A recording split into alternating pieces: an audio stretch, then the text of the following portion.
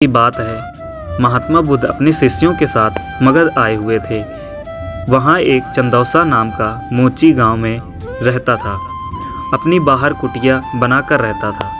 उसके परिवार में उसकी पत्नी और 4 बच्चे रहा करते थे। चंदौसा की कुटिया के बाहर एक बड़ा सा तालाब था जिसमें बरसात का पानी जमा हुआ करता था। चंदौसा सवेरे उठकर जब तालाब पर गया तो उसे एक कमल का पुष्प दिखाई दिया जो दिव्य था। चंदौसा ने अपनी पत्नी फुलौरी को उस पुष्प के बारे में बताया। फुलौरी शांत स्वभाव की थी और प्रतिव्रता भी थी। फुलौरी ने तत्काल बताया, महात्मा बुद्ध यहाँ आए हुए हैं।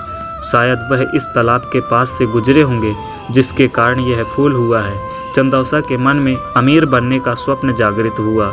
वह झटपट तालाब में कूद गया और उस पुष्प को तोड़ कर ले आया और अपनी पत्नी से आगे की रणनीति बताता है। मैं यह पुष्प राजा को देकर इसके बदले ढेर सारा मूल्य प्राप्त करूंगा और हम लोग अपना जीवन आराम से व्यतीत करेंगे। फ्लोरी कहती है, यह तो अच्छी बात है, यह पुष्प हमारे किस काम का, यह राजा को ही दे आइए। चंदौसा, ठीक है, मैं शीघ्र ही लौट कर आता हूँ।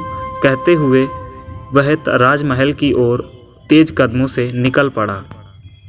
रास्ते में चंदौसा को तेज कदमों से जाते हुए एक व्यापारी देख लेता है। उसके हाथों में दिव्य पुष्प देखकर व्यापारी के मन में उस पुष्प को प्राप्त करने की अभिलाषा जागृत होती है। व्यापारी आवाज देकर चंदौसा को बुलाता है और उस पुष्प का मूल्य पूछता है।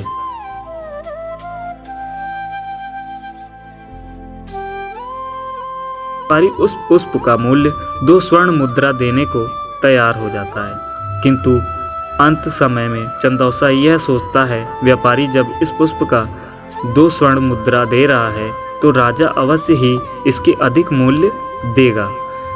व्यापारी को ना करते हुए वह राजमहल की ओर दौड़ता हुआ निकल गया। राह में राजा रत्नेश आते दिखाई दिए। चंदौसा ने उस पुष्प को राजा को दिखाया।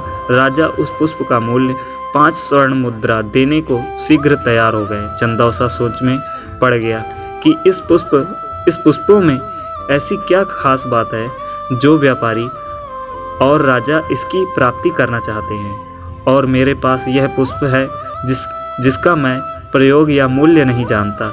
यह कितना मूल्यवान है इसकी समझ मुझे नहीं है।